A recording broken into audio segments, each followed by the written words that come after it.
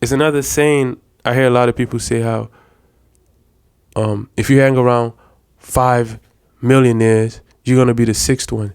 If you hang around 7 millionaires, you might be the 10th one. You might be the 11th one. You might be the 20th one. But that's vice versa. If you hang around 7 people, I'm not gonna say broke, because that's just a state you're in at the moment. It's not a permanent thing. Being broke is not a permanent thing. It's just the state you're in at that moment. So that state could change any second. And so that I won't say it around.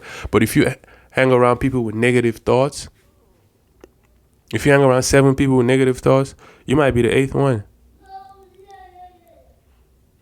And you could, like I was saying earlier, you could try to be the person who you could repel and attract what you choose to attract.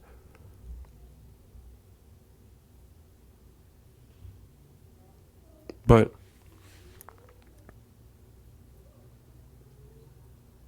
you might need microphone therapy.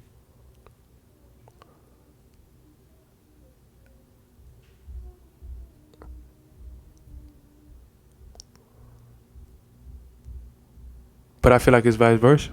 If you hang around 6, 7 janitors, you might be the 8th one. Even if you're a millionaire. That's how strong energy is sometimes. If you hang around 6, 7 janitors and you're a millionaire, you might be the 8th janitor.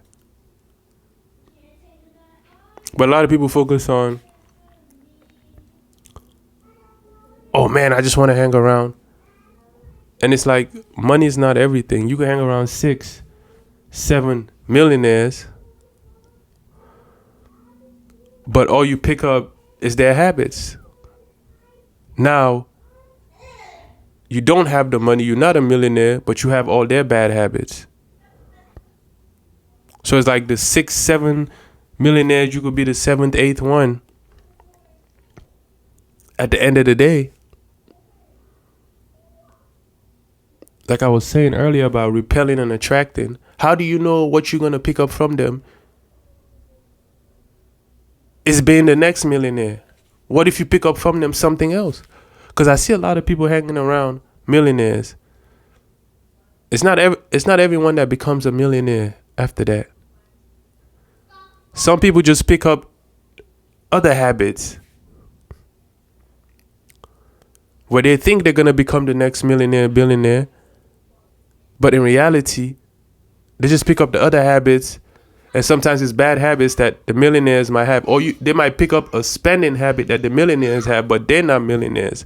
So it's like if you're picking up the habits that millionaires have and you're not a millionaire, that will lead you on going the opposite direction that you actually desire. So to be able to attract and repel things is way more important than necessarily who you're around.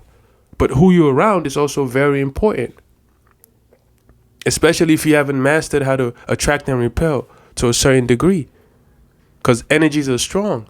And sometimes the person who has the strongest energy controls the room. Sometimes, a lot of times, if the people in the room, depending on how much they've mastered their energies.